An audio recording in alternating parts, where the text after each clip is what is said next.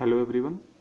इस वीडियो में हम series parallel circuit problem nodal method की हेल्प से कैसे सॉल्व करते हैं ये देखेंगे। तो इसको कुछ क्वेश्चंस की हेल्प से समझने की कोशिश करते हैं। तो सबसे पहले इस क्वेश्चन को देखते हैं जिसमें हम नोडल मेथड की हेल्प से ए और बी पॉइंट के इक्विवेलेंट रेजिस्टेंस निकालेंगे। नोडल मेथड अप्लाई कैसे करना है, आपको हर एक जंक्शन पॉइंट पे एक पोटेंशियल शो करना है और इस बात का ध्यान रखना है कि अगर उस पॉइंट से दूसरे पॉइंट तक के बीच में कोई भी इलेक्ट्रिकल यूनिट नहीं लगी हुई है तो उन दोनों पॉइंट पे पोटेंशियल सेम शो करना है। फॉर एग्जांपल अगर यहाँ देखें तो इस पॉइंट का भी हम पोटेंशियल ए ले सकते हैं। इस पॉइंट से लेके इस पॉइंट तक वही कंडक्टिंग वायर गया हुआ है, इनके बीच में कोई इलेक्ट्रिकल यूनिट नहीं है तो इस पॉइंट पे भी पोटेंशियल ए ही होगा। इस पॉइंट पे पोटेंशियल हम बी मान लेते हैं और यहाँ बी है तो यहाँ पे भी बी मान लेते हैं। अब इस जंक्शन पॉइंट पे पोटेंशियल क्या होगा, तो ये वायर यहाँ तक गया हुआ है, इसके बीच में कोई इलेक्ट्रिकल यूनिट नहीं है तो यहाँ का भी पोटेंशियल बी ही होगा। अब हमने हर जंक्शन पॉइंट पे एक पोटेंशियल डिसाइड कर लिया है। अब इसका हम सिंपल सर्किट ड्रॉ करते हैं। सिंपल सर्किट ड्रॉ करते समय इस बात का ध्यान रखना है कि जिन दो पॉइंट्स के बीच में इक्विवेलेंट रेजिस्टेंस निकालना है वो सबसे फार्देस्ट पॉइंट होने चाहिए, मतलब सबसे दूर वाले पॉइंट होने चाहिए। अब ए और बी के बीच में हम सर्किट को सिंप्लीफाई करने की कोशिश करते हैं। ए और बी के बीच में एक रेजिस्टेंस लगा हुआ है तो ए और बी के बीच में हमने एक रेजिस्टेंस लगा दिया। फिर बी और ए के बीच में एक रेजिस्टेंस लगा हुआ है, ये ए और बी का रेजिस्टेंस 8 ओम का है, यहाँ 8 ओम लिख दिया। बी और ए के बीच में एक रेजिस्टेंस लगा हुआ है तो बी से ए के बीच में एक आपने रेजिस्टेंस लगा दिया, ये 6 ओम का है।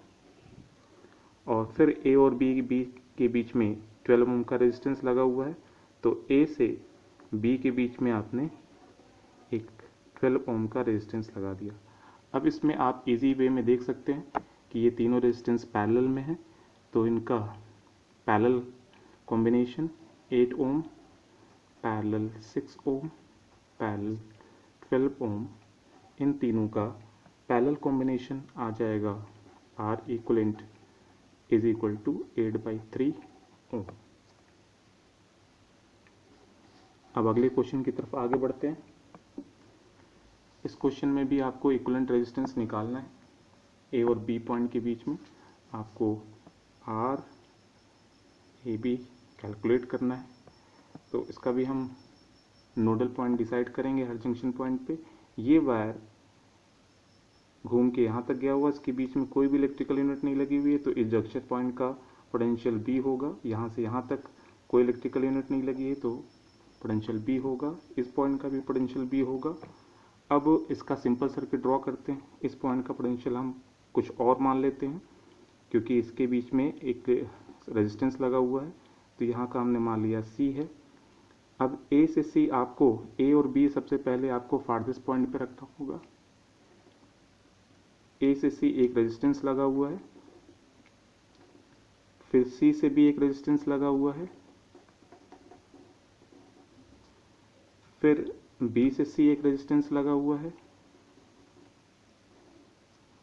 फिर बी से सी एक रेजिस्टेंस लगा हुआ है।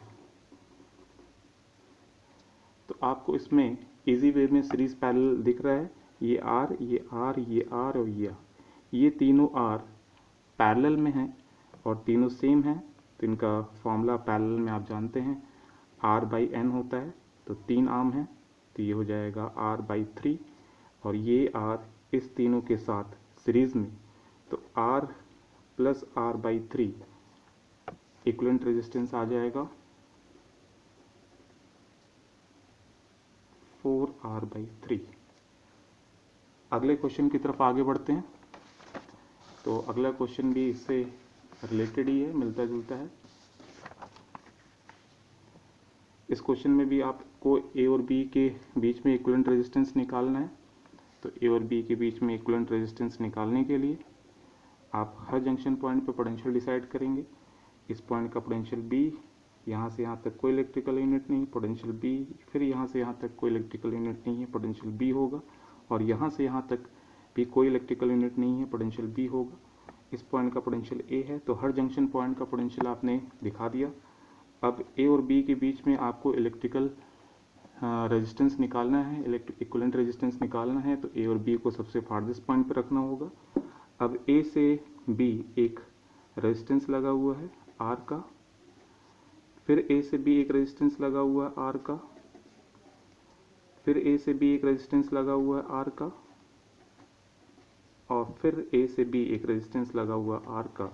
ये चारों पैरेलल में हैं, तो फॉर्मूला आप जानते हैं, पैरेलल में आर बाई एन होता है, तो आर बाई 4, इसका इक्विवेलेंट रेजिस्टेंस आ जाएगा आर बाई 4।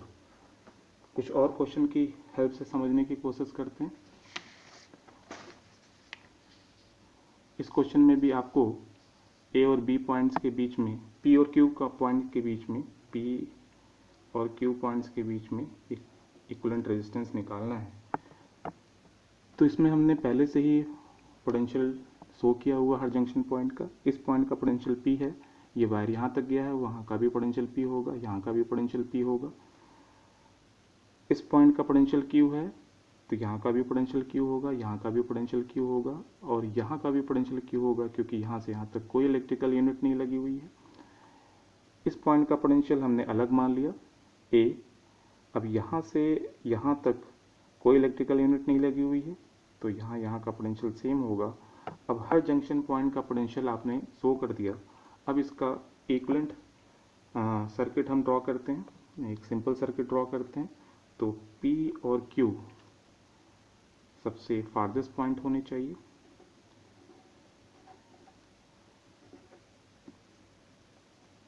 A से P से एक रेजिस्टेंस लगा हुआ है।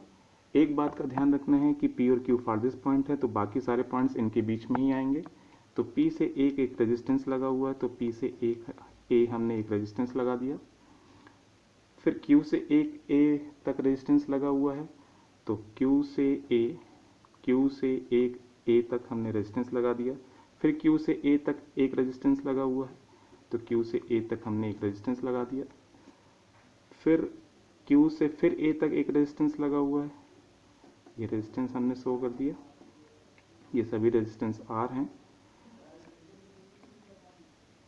P से एक रेजिस्टेंस A की तरफ है, यहाँ एक रेजिस्टेंस A की तरफ है, तो P से एक रेजिस्टेंस हमने A की तरफ लगा दिया। और P से Q एक रेजिस्टेंस लगा हुआ, P पॉइंट ये है, Q पॉइंट ये है, तो P से Q हमने एक रेजिस्टेंस लगा दिया R। तो इसमें अब सीरीज पैरेलल देखना काफ़ी इजी है। ये दोनों पैरेलल में है, तो इन दोनों का नेट रेजिस्टेंस आ जाएगा R/2। R और R ये पैरेलल में है, तो इनका नेट रेजिस्टेंस हो जाएगा R/3। ये R/2 और ये R/3 सीरीज में है, तो इनका नेट रेजिस्टेंस आ जाएगा 5R/6। अब ये 5R/6 एंड R पैरेलल में है, तो 5R/6 और R का पैरेलल ये आ जाएगा 5R/11। तो इसका आंसर आ जाएगा 5R/11। अगला क्वेश्चन देखते हैं। इस क्वेश्चन में भी आपको इक्विवेलेंट रेजिस्टेंस निकालना है। तो इस पॉइंट का पोटेंशियल हमने A मान लिया, इस पॉइंट का पोटेंशियल B, इस पॉइंट का पोटेंशियल अपने मन से हमने C मान लिया, इस पॉइंट का D। हर एक जंक्शन पॉइंट का आपने पोटेंशियल लिख दिया है। अब इसका इक्विवेलेंट सर्किट ड्रॉ करते हैं, और A और B सबसे फारदेस्ट पॉइंट होने चाहिए, तो A और B सबसे फारदेस्ट पॉइंट हैं।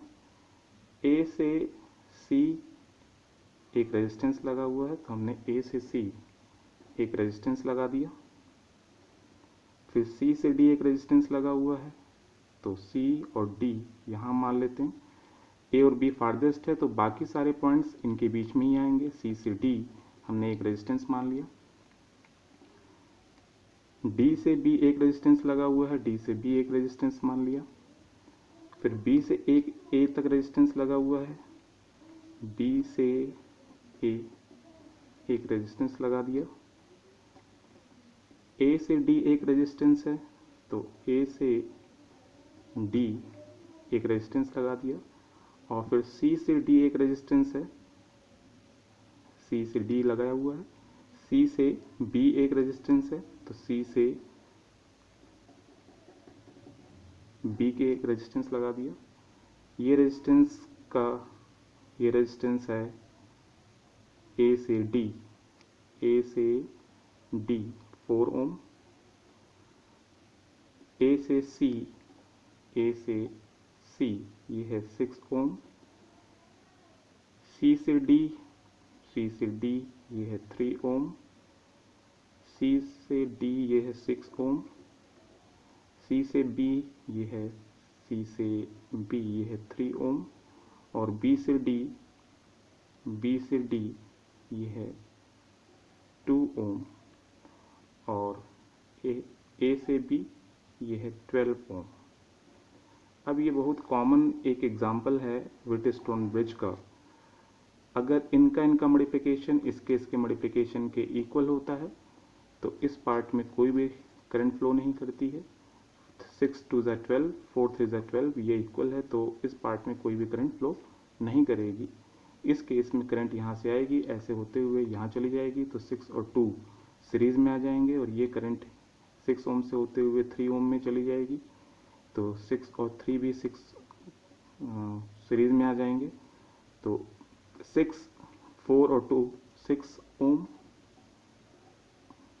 पैरेलल, 6 और 3 9 ओम पैरेलल 12 ओम, इन तीनों का पैरेलल आ जाएगा 36 by 13